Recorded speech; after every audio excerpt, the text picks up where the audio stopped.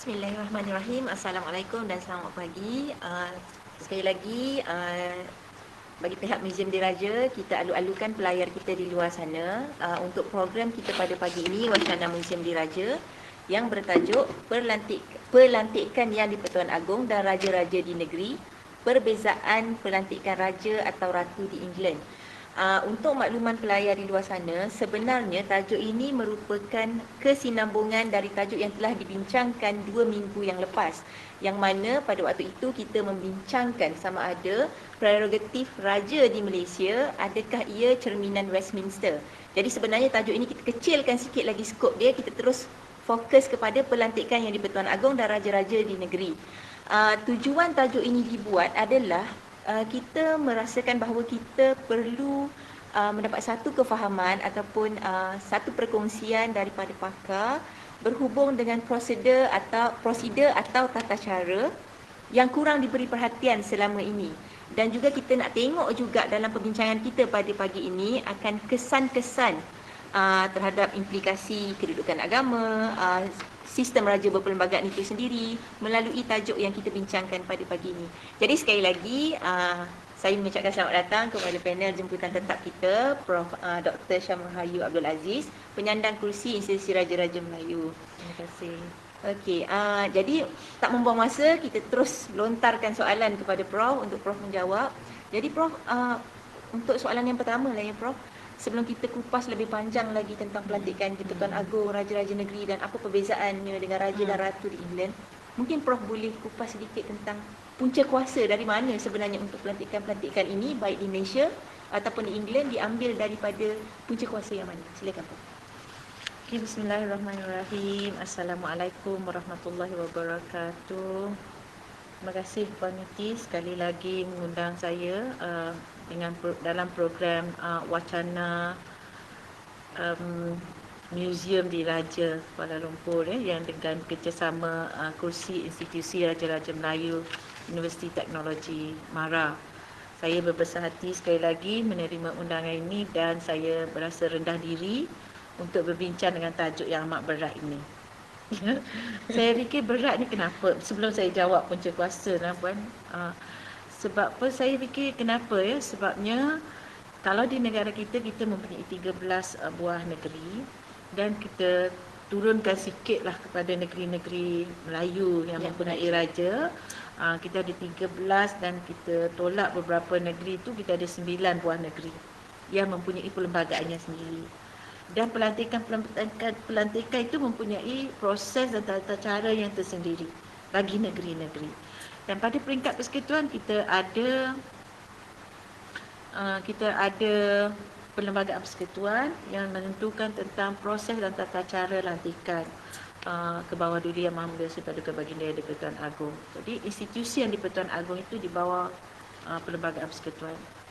Mungkin saya nak kongsi juga kenapa kita nak bandingkan. Tadi Puan Miki dah sebut bahawa kita adalah rentetan daripada perbincangan kita tentang Westminster dulu kan. Okay. Cuma saya nak kongsilah apa yang saya lihatlah kenapa saya bersetuju dengan pelawaan untuk bercakap tentang tajuk ini atau kami berbincang tentang tajuk ini. Kerana saya nampak apabila kita bincang tentang Westminster tu, kita nampak kenapa kita ambil tajuk tu sebenarnya. Sebab kadang-kadang apabila kita belajar perlembagaan, ramai yang menyatakan perlembagaan kita ini adalah hasil dari Westminster semata-mata. Tapi saya dah buat perbezaan. Pada saya, betul kita ambil Westminster, tapi dalam konteks sistem beraja kita ada kita punya sendiri. Jadi ada perbezaan-perbezaan itu. Ini yang kita cuba highlight. Kita tak mahu apabila kita bercakap tentang raja perlembagaan, kita berkiblatkan Westminster. Ini pokoknya. Ini isu pokok. Kenapa kita nak cari perbezaan itu? Satu, kerana kita mempunyai susun galur cara pelantikan dan kepentingan itu dengan perlembagaan kita sendiri. Perlembagaan negeri kita ni, contohlah negeri Johor yang saya selalu sebut, negeri Terengganu yang kita sering sebut, mempunyai proses dan tata cara pelantikan sultan masing-masing. Macam mana kita nak katakan kita sama dengan Westminster dalam konteks raja berperlembagaan itu? Ini yang pokok pangkalnya para pelayar, rakan-rakan dalam Facebook ataupun yang melayari program kita ataupun bicara kita, diskusi kita ini memahami tentang tajuk ini. Kenapa? Jadi kenapa kita tak bandingkan dengan Kesultanan Melayu dulu contohnya lah kan? Itu pada saya betul. Kenapa kita tak bandingkan dengan, kita patutnya membandingkan yang sekarang dengan Kesultanan Melayu. Betul, tapi saya tidak ada kepakaran tentang itu. Saya boleh bercakap tentang perundangan saja. Mungkin selepas ini kita cari rakan panel yang boleh bercakap tentang perbezaan dulu dan sekarang. Saya boleh bercakap tentang sekarang, rakan panel ahli sejarah, pakar-pakar sejarah Kesultanan boleh memberikan pandangan. Itu saya fikir itu sesuatu yang sangat juga bermakna dan boleh memberi faham kepada kita tentang Susu Galuh dengan lebih mendalam lagi. Saya minta maaf pada para penonton sebab memang itu bukan bidang saya tak mampulah. Baik. Kalau Puan Miti bertanya tentang tentang punca kuasa bagi pelantikan atau pemasyhuran atau pentabalan atau pemahkotaan bagi raja-raja di negeri-negeri itu, sudah pastinya pada peringkat negeri punca kuasanya ada dalam perlembagaan bagi negeri tersebut ya. Punca kuasa itu ada dalam perlembagaan bagi negeri. Dan setiap negeri ni mempunyai suatu perlembagaan. Ini adalah kompilasi. Punya tu masuk ke? Takut ada masalah teknikal sikit kita kat sini. Boleh tak yang kita panggil teknikal kita sekejap lagi. Nampak tak? Nampak tak kita takut terlindung ke? Ada macam ada satu benda keluar dekat kita punya skrin tu. Saya takut tak ada komen ni, maknanya kita berjalan seperti biasa ya. Saya harap tak apa, kita teruskan je. Ya, saya ada Constitution of the State, tapi saya tahu Puan Miti susah untuk kawan-kawan saya pun sendiri yang membuat undang-undang perlembagaan ni susah untuk dapatkan perlembagaan bagi negeri tu. Saya difahamkan kan, saya nak gurau sikitlah. Puan Miti menjelajah seluruh Kuala Lumpur nak cari perlembagaan bagi negeri-negeri. Ada bukti sekarang sukarnya untuk kita mencari perlembagaan bagi negeri. Dan saya harap apa yang kita akan bincangkan nanti ni, saya cerita je, teaser je. Lepas ni semua penonton akan cari akan cari perlembagaan negeri tu. Kalau kita dari Selangor, carilah yang Selangor. Kita dari Kelantan, carilah Kelantan. Macam mana nak tengok raja kita itu diangkat menjadi sultan. Nanti sultan kita nak angkat menjadi sultan. Setakat ni yang di internet yang memang lengkap Undang-Undang Tubuh Pahang dan Selangor. Yang saya jumpa lah. Yang lain tu ada tetapi tak selengkap sepenuh untuk undang-undang tu. Jadi kalau kita lihat kepada peruntukan nak cari perlembagaan tu dah sukar. Ada kawan saya, dia sedang buat kajian lah tentang perlembagaan negeri. Dia mesej saya, macam mana nak cari negeri-negeri. Saya kata kena cari penasihat undang-undang setiap negeri. Kena cari. Jadi dia kata macam susah lah kita nak dapat tu. Kan saya fikir penonton pun cuba Google selepas ni untuk perlembagaan bagi negeri masing-masing dan berusaha untuk mendapatkannya. Okey. Balik kepada punca kuasa tadi, yang bagi raja atau sultan bagi negeri itu, cara punca kuasanya adalah dari perlembagaan negeri itu sendiri. Yang keduanya bagi yang di Pertuan Agong, punca kuasanya ada dalam perlembagaan persekutuan ya. Apakah yang akan berlaku lah, saya ikut dari segi perundangan. Bagi negeri-negeri ditubuhkan satu majlis sendiri yang berbagai nama untuk menentukan siapa yang akan menjadi raja atau sultan bagi negeri tersebut. Contoh, kalau di negeri Perak menggunakan istilah Dewan Negara. Dewan Negara inilah yang menentukan kriteria untuk menjadi diangkat atau dimasyhurkan sebagai raja. Yang keduanya, kalau negeri contoh di Pahang, Jemaah Pangkuan, dia menggunakan istilah yang berbeza dari negeri. Kalau Terengganu menggunakan Majlis Kerajaan, Jemaah kerajaan atau di Terengganu guna majlis kerajaan. Minta maaf saya lupa istilah-istilah yang digunakan. Tapi maksudnya setiap tu pun mesti ada catat. Kalau Pahang, Jumaah Pangkuan Diraja Negeri. Okey. Kalau Selangor, Dewan Diraja. Dewan Diraja. Kalau yang di Pertuan Agong, Majlis Raja-Raja. Majlis Raja-Raja. Jadi punca kuasa dari negeri-negeri tersebut. Jadi fungsi utama, saya ringkaskan, fungsi utama ni adalah menentukan sama ada seseorang putera raja itu layak atau tidak, atau seseorang yang dicalonkan sebagai raja tu atau sultan tu layak untuk layak atau tidak, adakah kecacatan tertentu yang tidak melayakkan. Dan sebenarnya mungkin saya tak tahu nak bercakap tentang sejarah, tapi mungkin yang saya baca tu memang ada di setengah-setengah negeri seorang yang sepatutnya diangkat sebagai raja tapi telah dikatakan tidak berkelayakan oleh dewan yang menentukan layak atau tidak. Jadi ini juga satu untuk rakan-rakan pelayan yang panggil mahu membaca secara umumnya tentang raja atau tentang pelantikan raja ni. Kadang-kadang kita fikir macam automatik kan. Bila dia putera raja yang sulung ataupun anak raja lelaki yang utama tu, secara automatik baginda akan dilantik sebagai sultan mewarisi tahta bagi negeri. Tapi kalau kita teliti peruntukan itu, ia tidak begitu. Ia tidak begitu, sebabnya ia akan melalui satu fasa di mana dewan itu, majlis tu akan menentukan sama ada layak atau tidak, dan kemudiannya dipersetujui atau tidak untuk seseorang anak raja atau pewaris raja itu diangkat dan dimasyhurkan sebagai raja atau sultan bagi negeri-negeri itu. Jadi begitu juga ada juga amalan di negeri di negara di Europe, ada yang menyatakan secara automatik, ada yang tidak ya.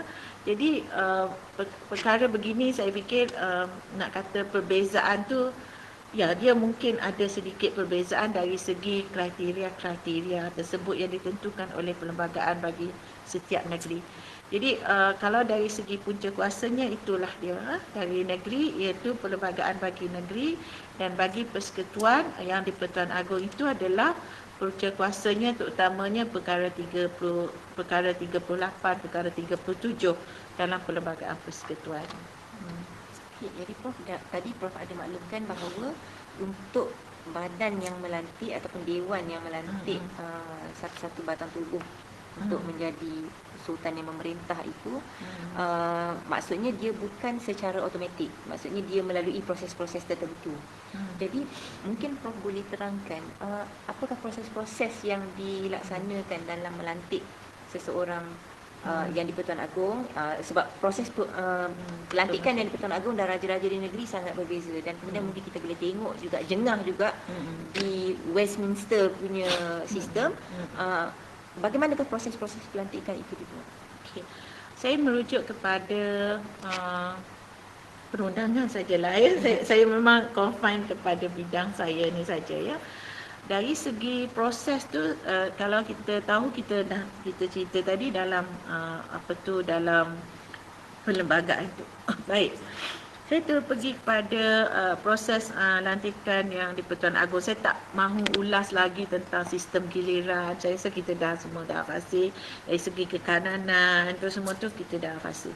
Saya nak pergi kepada peruntukan perkara, kalau perkara 38 tu ialah, dan perkara 38 itu berkaitan dengan kuasa majlis raja-raja untuk melantik yang di Pertuan Agong. Saya nak pergi terus kepada perkara 37 ya. Perkara 37 perlembagaan persekutuan tu menyatakan tentang sekarang ni saya fikir para pelayan sudah maklum bahawa yang di Pertuan Agong akan mengangkat sumpah. Sumpah tu sangat popular dah sekarang, biasa orang akan gunakan, yang saya pun dah explain kesetiaan kepada raja dulu, bercakap pasal rukun negara dan sebagainya. Itu biasa orang faham dalam perkara 37 tu. Tapi hari ini saya nak baca lebih lanjut perkara 37 itu berkaitan dengan sumpah itu tersebut, sumpah juga, tetapi ia menyatakan tentang kesaksian kepada sumpah itu.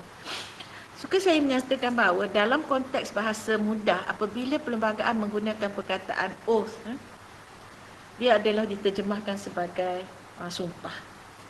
Tapi bila saya tengok dokumen gubalan perlembagaan ni, raja-raja mahu menyatakan dia bukan ini orang panggil perang sengit antara dari majlis raja-raja dulu, wakil daripada raja-raja Melayu, perang sengit untuk memastikan kedudukan raja-raja Melayu itu terjaga. Sebab salah satu daripada lantikan Suruhanjaya Rid, terma lantikan Suruhanjaya Rid itu ialah untuk menjaga, safeguarding, menjamin kedudukan raja-raja Melayu. Jadi ini adalah antara perkara yang saya mahu tegaskan. Saya sebut in passing, sebelum-sebelum ni saya selalu sebut, jadi saya tak huraikan lagi. Dan hari ini saya cuba kongsi. Ia bukan semata-mata sumpah. But it's an allegiance. Kalau dalam bahasa Arab kita panggil bai'ah.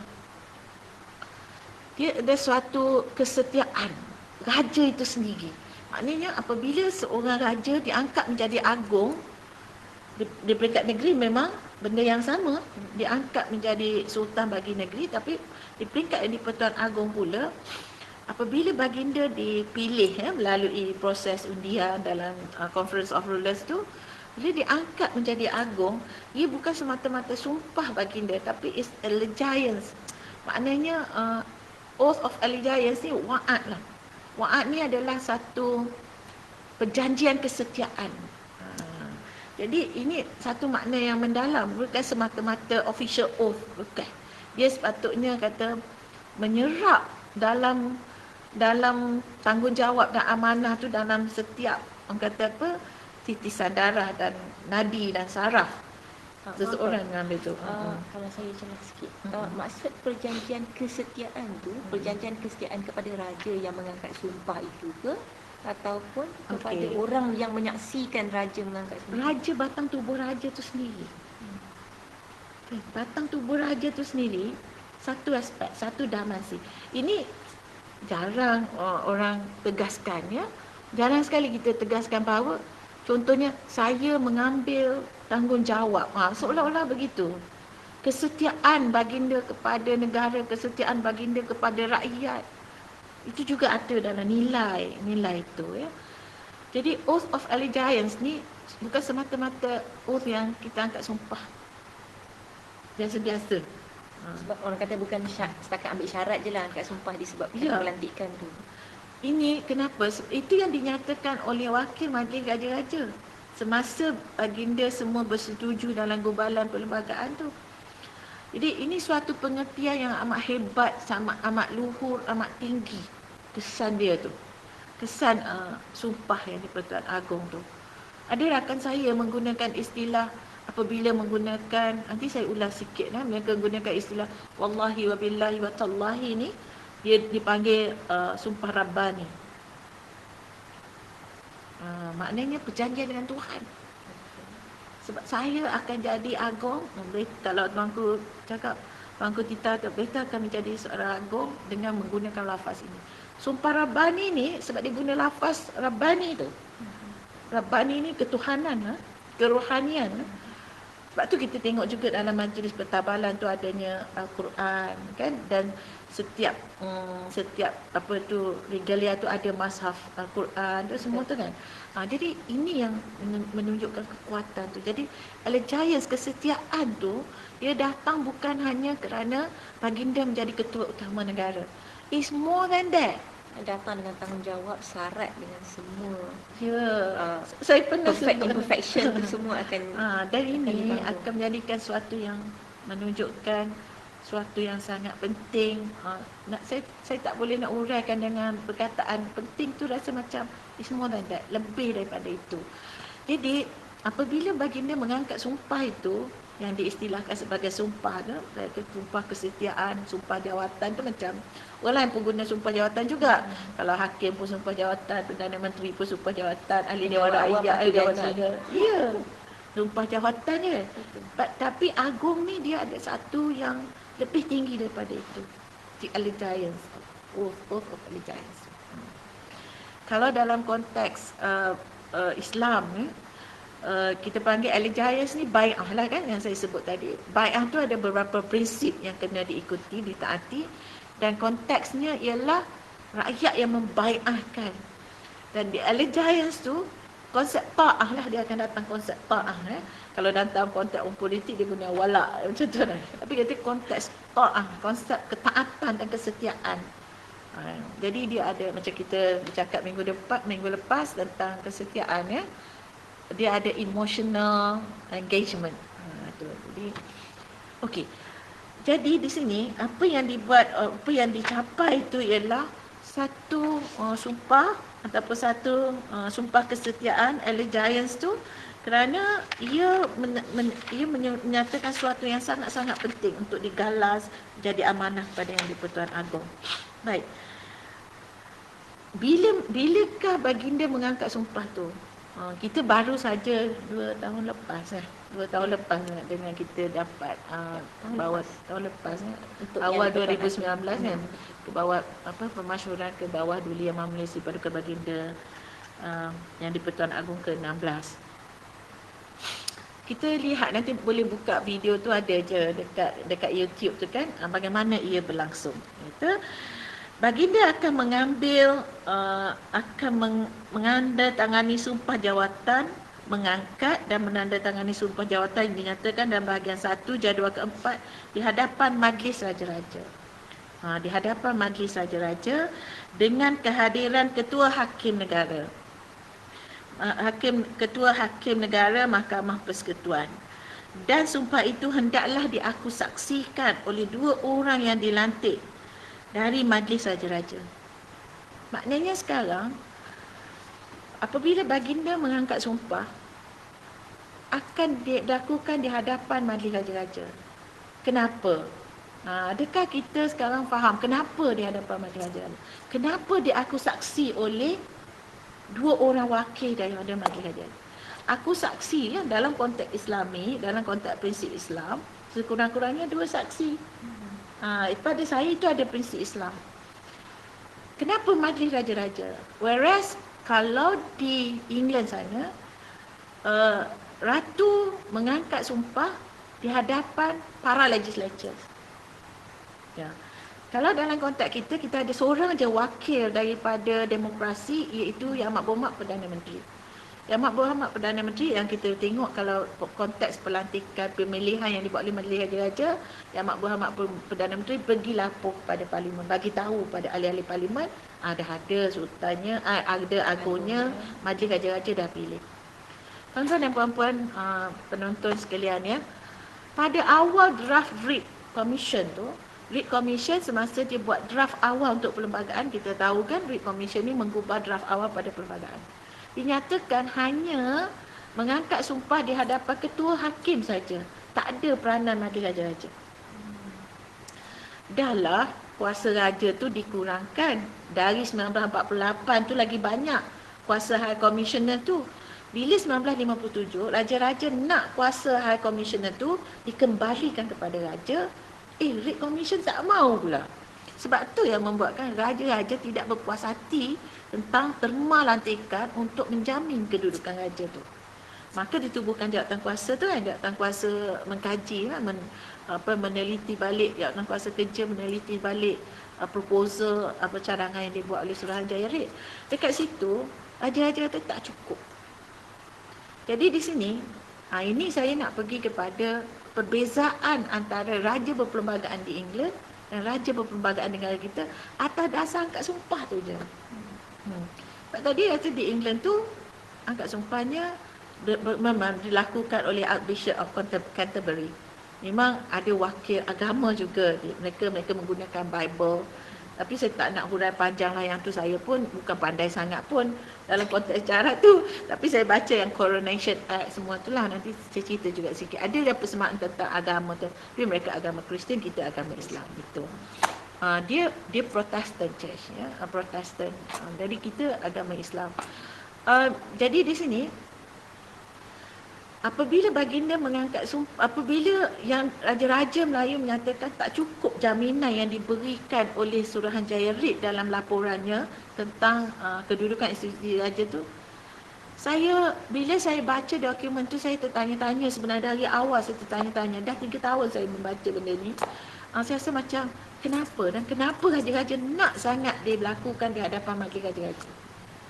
Sebab pada baginda semua ke bawah dulu ini, tafsiran saya ya, faktanya ialah memang raja-raja pada masa itu tidak berpuas hati dengan laporan yang dibuat oleh Suruhanjaya Rik, cadangan yang dibuat oleh Suruhanjaya Rik, kerana lantikan yang di-Pertuan Agong itu satu-satunya kuasa majlis raja-raja pada masa itu, pada Seksyen 27 ya.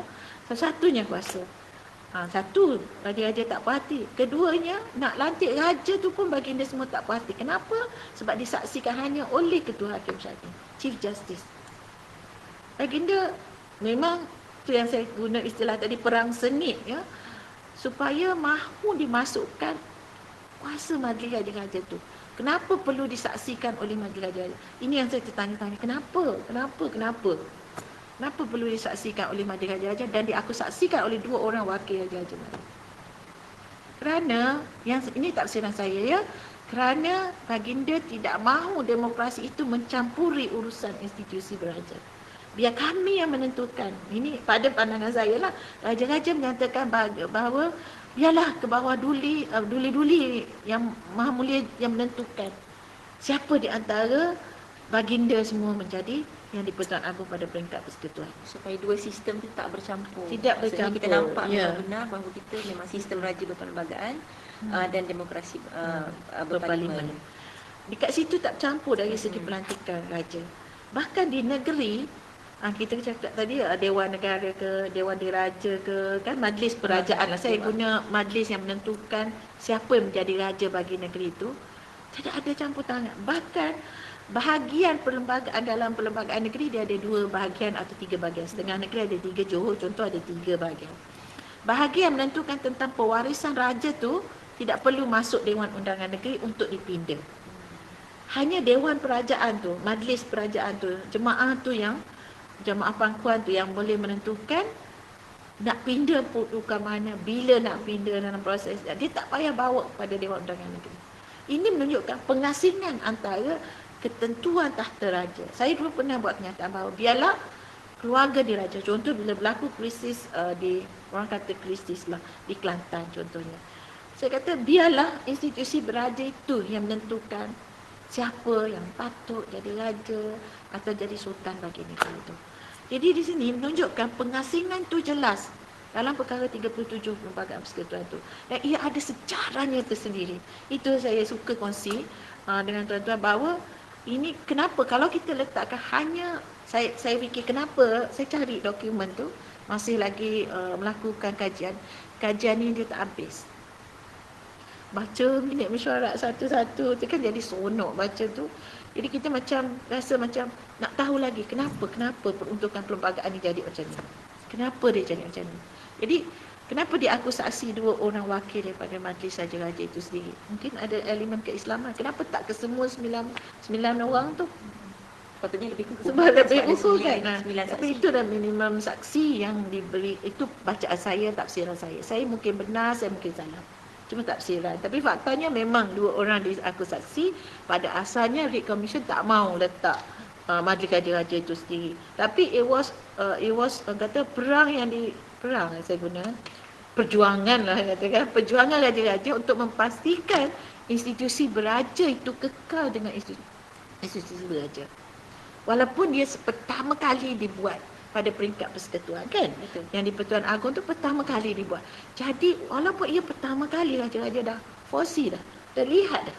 Dan kita dah nampak pun kesan dia sekarang. Ya, Bila kan? perjuangan itu dapat berjaya lah. Macam benda kita pengasingan tu berlaku dan kuasa budi bicara yang di Pertuan Agong tu juga nampak kan. Jadi kan siapa kata raja kita tidak bijaksana? Ini mulalah kan. Tapi bila kata siapa kata raja-raja kita tidak bijaksana?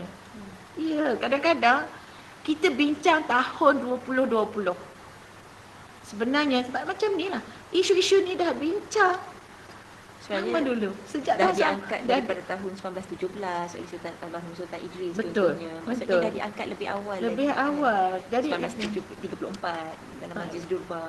Durba yang Aha. bahkan apabila berdurba tu apabila 1948 baru kita buat majlis raja-raja yang betul di bawah perjanjian Persekutuan Tanah Melayu 1948. Jadi nak tunjukkan bahawa apa yang berlaku pada hari ini adalah sebenarnya pada saya telah digambarkan, telah terpancar dalam minda ataupun pemikiran, wawasan, gagasan raja-raja dahulu.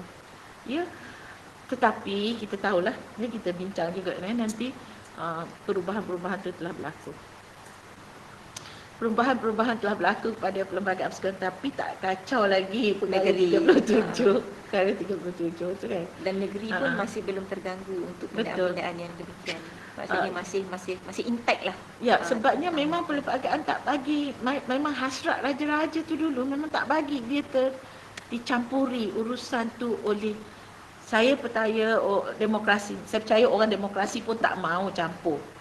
Tapi is a vague apprehension about the future lah. Kita tak tahu pada masa depan akan berlaku macam mana.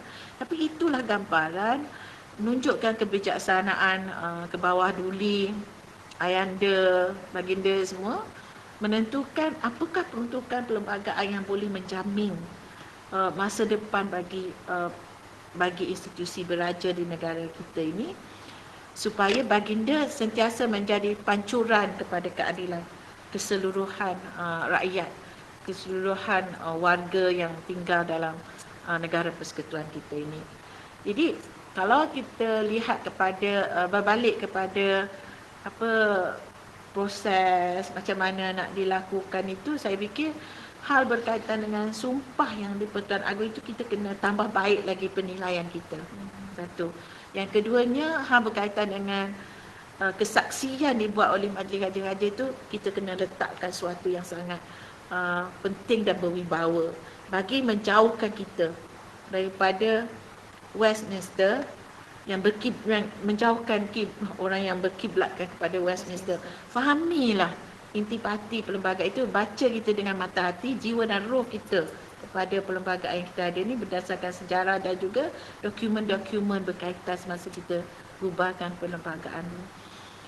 Okey. Dah jawab ke soalan tadi? Macam tu dah tak ingat dah. Mungkin Prof boleh ulas sedikit dari aspek proses yang berlaku di England pula bagaimana? Okey. Kalau saya nak mula dengan Coronation Act 1688 lah ya. Dalam Coronation Act ini, kalau kita tahu apabila ada berlakunya abdication King Edward, bila berlakunya abdication, dia letak jawatan kerana cintanya dan sebagainya ialah dia turun tahta. Dia turun tahta kerana cintanya. Okey, jadi orang pun sukalah macam wah, itu satu perjuangan lambang cinta meninggalkan tahta dan sebagainya.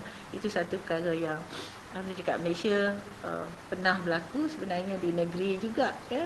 Saya orang sejarah lebih tahu, saya membaca, saya tak nak cerita dengan para pelajar sekalian ya. Baik. Kalau kita lihat ada Coronation Act ni saya pernah sebut, this Coronation Act ni ia adalah berkaitan dengan pemasyhuran raja ya, pemasyhuran raja atau ratu yang saya nak cerita konten sajalah. Saya pun tidak tahu, saya belum bersedia untuk berkongsi rentetan sejarah di sana, dan saya fikir itu pun tidak perlu sangat bagi saya sebab ia lebih kepada sejarah raja atau ratu di England. Cuma saya nak lihat dari segi perundangannya. Dia meletakkan satu Coronation Act, dan Coronation Act ini adalah hasil daripada Glorious Revolution ya, dan dia datang sekali lah. The Coronation Act, Glorious Revolution dan Bill of Rights. Dia tentang bagaimana raja tu ya, bagaimana raja itu ditentukan, ialah kerana melihat kepada kewibawaan seseorang raja itu dan bagaimana seorang raja atau ratu itu mengangkat sumpah. Ya. Jadi di sini ada 3 perkara yang dibentangkan dalam angkat sumpah itu. Dia kata kalau perkara 2 pada Coronation Act 1688 itu dia kata sumpah, oath. Sebab tu saya fikirlah kalau guna dalam bahasa Inggeris mereka menggunakan oath. Dia tak guna allegiance tu. Tapi itu yang diasratkan oleh raja-raja. Both herein mentioned to be administered by the Archbishop of Canterbury. Archbishop of Canterbury ni pada bacaan saya, beliau adalah seorang yang sangat tinggi kedudukannya. Dia kira sebagai senior bishop lah ya, dan dia adalah principal leader of the Church of England. There is Archbishop of Canterbury. Dia buat dalam bentuk persoalan ya. Dia kata ada 3 dalam section 3 pada 6 Akta 1688 ini.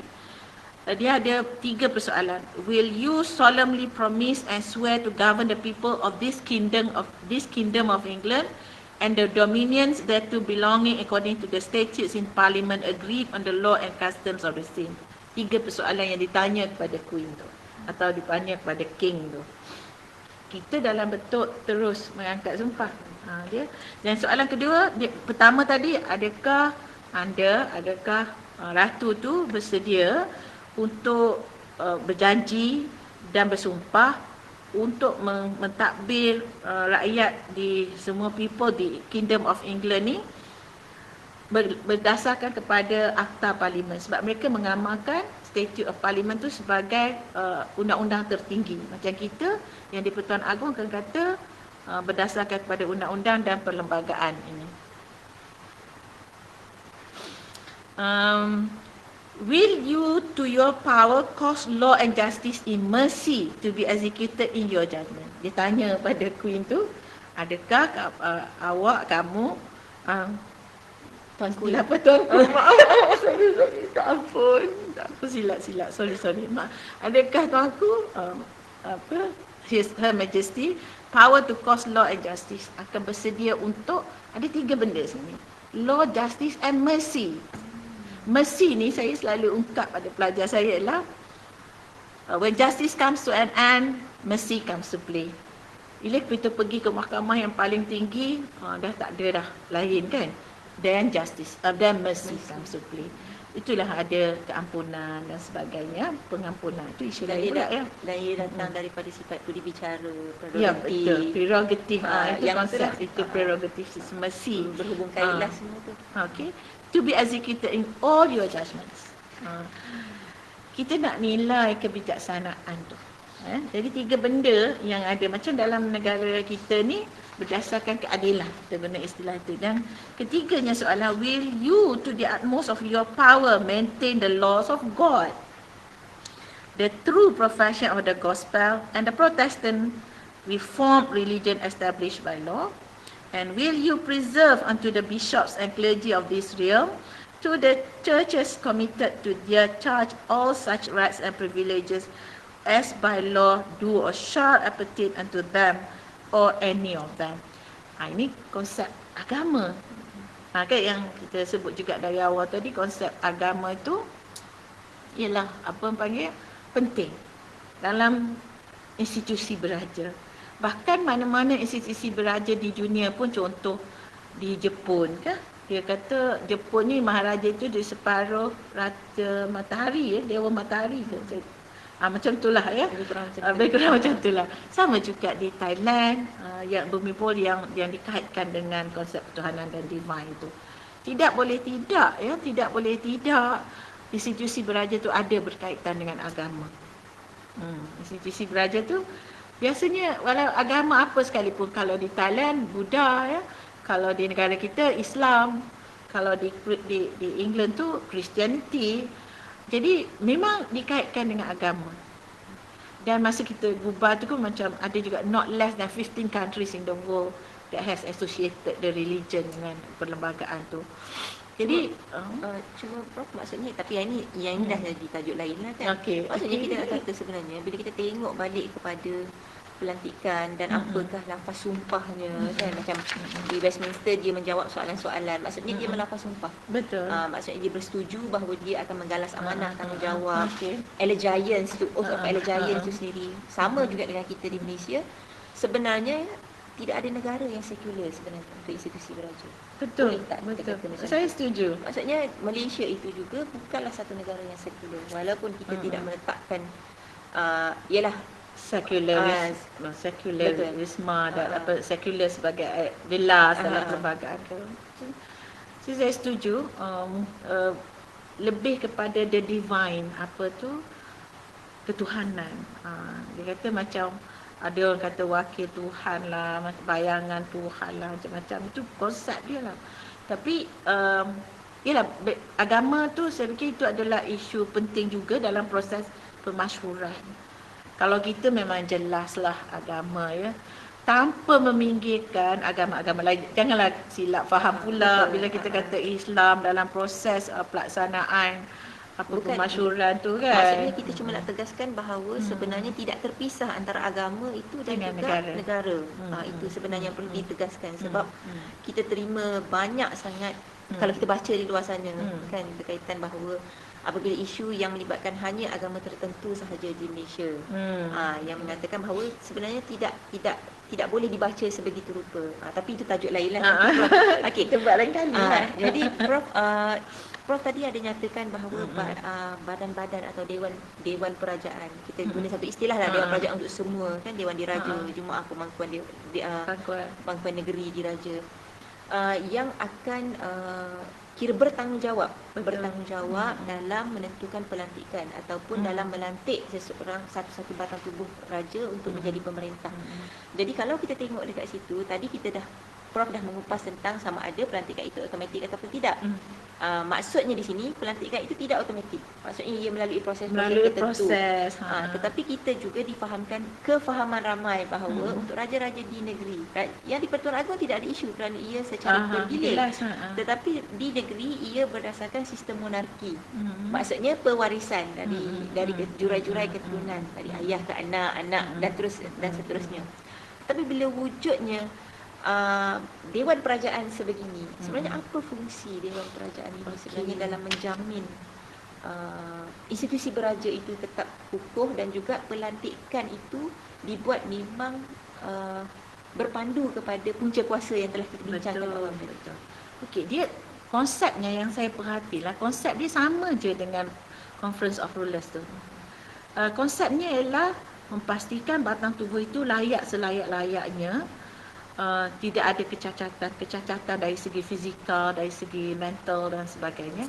Jadi fungsinya ialah untuk meneliti syarat-syarat untuk menjadi raja atau sultan bagi negeri itu dipenuhi ataupun tidak. Maka kuasa tu, ia seolah-olah, saya nak kata macam mana, dia seolah-olah macam kalau dalam konteks syura lah, musyawarah ni kita konteksnya mereka menjadi ahli dalam dewan yang menentukan atau majlis tersebut, itu adalah mereka yang layak untuk membuat keputusan tentang credibility seorang raja. Mungkin dia ada yang keahliannya dilantik oleh tuanku tu sendiri, oleh kebawah duli kepada sultan tu sendiri dilantik, dan syarat-syaratnya yang dipenuhi, ya. Ada setengah-setengah negeri menggunakan istilah orang besar-besar dan sebagainya, orang besar 4, orang besar 8 dan sebagainya, ya. Jadi fungsinya ialah menentukan layak atau tidak. Kalau ada persoalan-persoalan, dewan itu mampu untuk tidak membenarkan seorang sultan tu. Apa cantiknya di situ? Maknanya credibility untuk menjadi raja sultan tu tertinggi dah. Credibility itu telah disahkan oleh satu institusi lain. Bukan saja awak macam mana sekalipun, kalau awak nak raja yang semula, ni tuanku boleh naik jadi raja. Tak semestinya begitu. Kena memenuhi syarat-syarat yang ditetapkan oleh dewan bagi negeri tersebut. Contoh dari segi keturunannya, dari segi sifat perangainya, dari segi mungkin akhlaknya. Jadi itu yang menjadi persoalan penting. Akhlak ini adalah satu perkara yang sangat-sangat penting, diambil berat oleh dewan kerajaan tu atau dewan negara atau dewan diraja tu kan. Ini yang jadi credibility tu telah being tested, telah diperiksa dengan teliti oleh dewan tu. Yang ini bila seseorang susuk tubuh itu, figura itu dilantik, diangkat, dimasyhurkan sebagai raja, maka ia adalah menjadi satu tanggungjawab bagi majlis itu sendiri juga untuk memastikan susuk tubuh yang diangkat sebagai sultan itu adalah seorang yang wajar dan berwibawa menjadi ketua utama bagi negeri tersebut. Jadi kita sebagai rakyat jelata, kita kena tahu bahawa bukan mudah dan bukan senang-senang saja, orang kata bukan sewenang-wenang je seorang raja itu dipilih.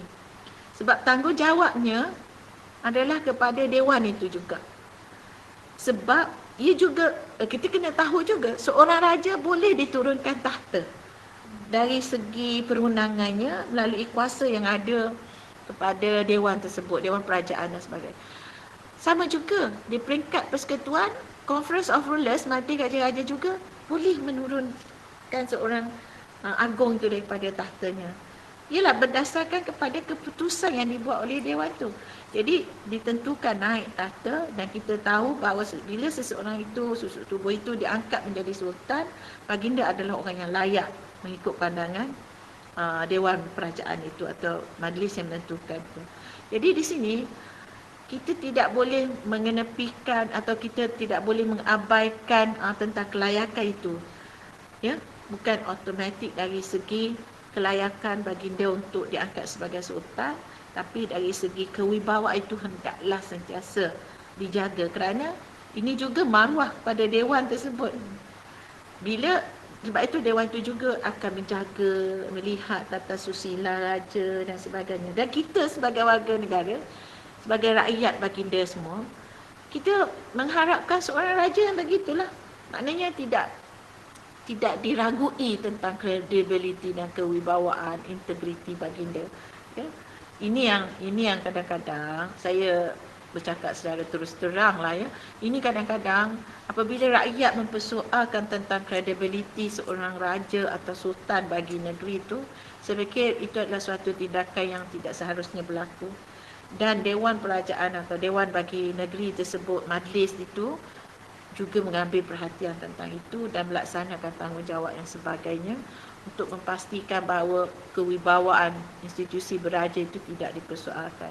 Dan rakyat kena tahu proses itu bukan satu proses yang mudah dan proses yang tidak diambil berat oleh institusi beraja itu sendiri. Dan sebenarnya majlis itu sendiri ataupun institusi itu sendiri sebenarnya ditambah baik, sebab saya rasa kalau kita tengok pada sejarah sebenarnya kalau kata pemilihan raja yang layak untuk menaiki tahta, sebenarnya bukan satu isu baru. Maksudnya daripada zaman Kesultanan Melaka, contohnya kita tengok kisah apabila Sultan Mansur, kisah anak anda Sultan Mansur, Raja Muhammad, apabila baginda bersiar-siar dan anak Tun Perak sedang bermain sepak raga dan terkena desta tuanku, dan kemudian desta tuanku jatuh dan tuanku dan Raja Muhammad membunuh Tun Besar yang sedang bermain sepak raga. Tetapi pada waktu itu bendahara Tun Perak, apabila rakyat hendak memberontak, Tun Perak kata kita tidak menderhaka kepada raja, tapi kita tidak akan jadikan anak raja ini sebagai sultan. Jadi tak naiklah Raja Muhammad sebagai Sultan Melaka pada waktu itu. Jadi sebenarnya ia juga merupakan warisan daripada zaman Kesultanan Melaka ke arah pada hari ini yang kita tulis dalam perlembagaan kita untuk majlis itu. Jadi sebenarnya dia bukan satu isu yang baru. Jadi macam yang sebab saya nak tarik sikit yang bercakap tadi lah, kalau ada yang mempertikaikan atau memperkatakan tentang kelayakan raja yang menaiki tahta, sebenarnya ia telah diproses terlebih dahulu. Bolehlah guna perkataan diproses terlebih dahulu. Maksudnya telah diteliti, telah diperhalusi bahawa raja ini layak sebenarnya menaiki tahta. Sebab itulah kuasa untuk dewan ini ataupun majlis raja-raja sendiri boleh menaikkan seorang yang di-Pertuan Agong dan juga boleh menurunkan tahta seorang yang di-Pertuan Agong. Maksudnya ianya bukan satu proses yang I nak jadi raja, I naik, I tak suka, I turun. Dia bukan macam tu ya sebenarnya. Yang itulah nak tarik daripada apa yang Prof kata tentang terima kasih, saya belajar rakyat tu kan.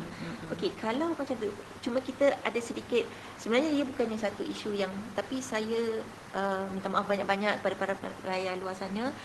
Kita tak nak membincangkan isu yang sensitif sangat, takut kita kuatiri tersalah fakta sebenarnya, sebab kita tak ada semua fakta. Tetapi apabila kita katakan tentang dewan yang melantik contohnya ya, sebab kita masih lagi bercerita tentang dewan kerajaan yang melantik, dan juga tentang pemasyuran, berhubung kait dengan pemasyuran. Maksudnya seorang raja apabila dilantik menjadi seorang pemerintah, ia perlu dimasyhurkan.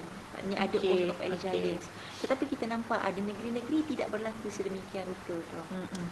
Jadi contohnya seperti di Kelantan dalam beberapa tahun yang lepas.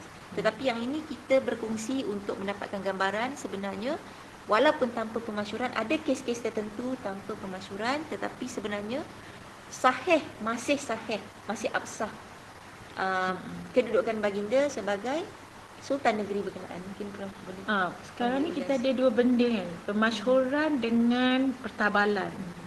Dan ada negeri menggunakan pemahkotaan. Kalau dalam bahasa Inggeris yang saya temui istilah-istilahnya ialah inauguration, enthronement dengan coronation. Jadi inauguration tu adalah satu proses. Dan kemudian enthronement itu adalah satu majlis yang formal, istiadat lah kalau kita ya. Dan coronation itu pengcrownan nak letak pemahkotaan. Jadi istilah-istilah itu yang membezakan istilah-istilah itu ada sedikit perbezaan. Jadi pada saya pemasyhuran itu atau yang majlis mengangkat sumpah yang saya cerita tentang Agong tadi ya. Kita ada dua kan, majlis mengangkat sumpah dan juga pertabalan Agong.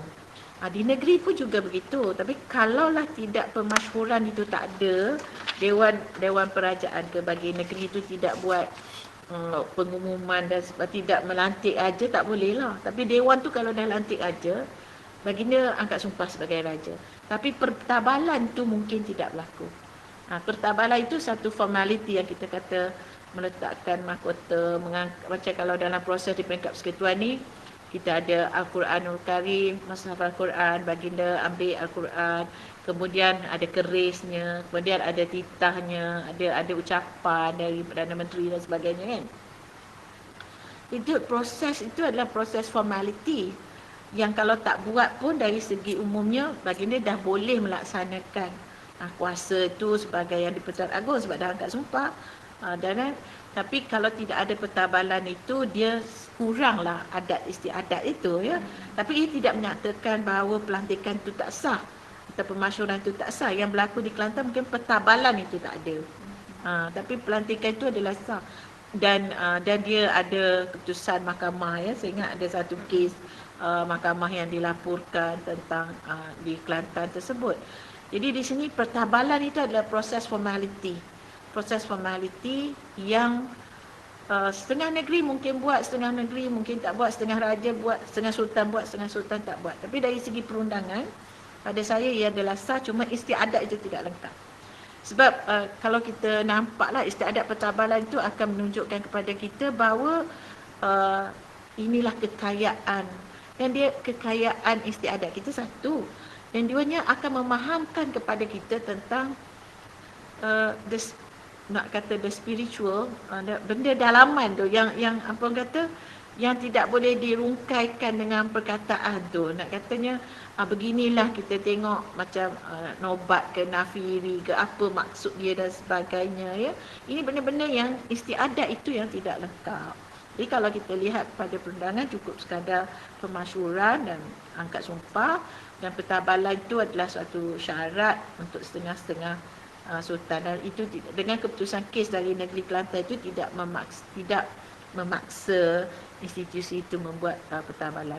Tapi di setengah-setengah negara di Eropah yang negara beraja, mereka telah mengurangkan solemnization itu. Kenapa? Mungkin kemodenan, mungkin ada orang kata tidak relevan lagi pada masa itu. Tapi pada saya, bagi negara kita di peringkat persekutuan sekurang-kurangnya, itu adalah satu identiti bangsa. Itu adalah satu warisan. Sebab warisan kita ni, dia juga ada nilai-nilai syariatnya. Ya, dia ada macam 3 tungku ini, adab dan istiadat ini, dan dijunjung menjadi syariah kan. Jadi perkara-perkara ini kita boleh garapkan lagi dengan institusi beraja itu. Dia ada semangat tertentu supaya institusi beraja ini tidak dipisahkan dari syariat Allah melalui istiadat-istiadat yang mengangkat ketinggian Al-Quran itu. Contohnya itu pada saya lah. Kenapa saya kata ia perlu dikekalkan dan ia perlu sebab saya dengar, saya baca dekat media sosial ramai orang kata perhabis duit. Maaf lah saya sebut, ada orang kata perhabis duit, tapi suatu untuk kelangsungan bangsa itu kita perlu bayar. Itu realiti kehidupan. Kalau kita mahu buat sesuatu tu, kita kena spend for that lah. Mungkin orang setuju, tak setuju, itu pandangan saya. Saya mungkin benar, saya mungkin salah. Tapi pada pandangan saya sebagai rakyat, saya mahu anak cucu saya nanti akan melihat perkara itu dan berbangga dengan warisannya. Betapa halusnya, contohlah kata Datuk Maharaja Lela berjalan secara beruntung. Itu nilai yang kita perlu lihat. Bagaimana penghormatan kita kepada ketua negara kita, itu nilai yang perlu kita suburkan dan makmurkan dalam sistem beraja kita. Dan saya fikir istilah-istilah yang mengatakan secara negatif itu kita perlu nilai balik. Negara macam mana kita akan kekalkan, bentuk istiadat yang macam mana kita mahu kekalkan. Kemodenan itu akan berakhir.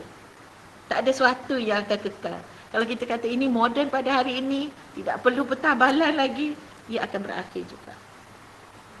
Jadi apa salah kita kekalkan perkara yang dah ada kan? Itu prinsip saya sama. Jangan kita roboh rumah pusaka. Wallahualam. Okey Prof. Jadi kita kesuntukan masa. Jadi untuk yang masa-masa kecederaan begini, Okey. Mungkin Prof boleh simpulkan semoga tentang pelantikan apa yang kita bahaskan pada pagi ini, apa yang kita bincangkan pada pagi ini. Mungkin Prof boleh nyatakan secara ringkas dari aspek perbezaan sahaja sebenarnya. Okey. Bezanya yang utama ialah kita membuat, raja-raja di negara kita ini ditentukan kerajaannya oleh majlis yang tertentu. Dan yang paling yang saya mahu kongsi ialah perbezaannya ialah pengiktirafan kepada institusi beraja ini dilakukan oleh institusi beraja itu sendiri, terutamanya pada peringkat persekutuan. Kita tidak memerlukan pengesahan dari parlimen. Kita tidak memerlukan pengesahan daripada demokrasi tentang lantikan seorang raja ataupun lantikan yang di-Pertuan Agong.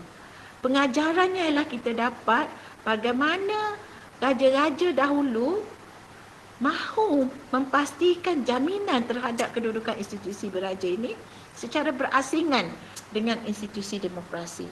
Walaupun ada tempat-tempatnya keduanya adalah bekerjasama, tapi dalam konteks perisytiharan pemasyhuran ini, ia adalah suatu yang pada saya sangat bijaksana yang telah dilakukan oleh ayahanda-ayahanda ke bawah duli yang maha mulia raja-raja sebelum ini.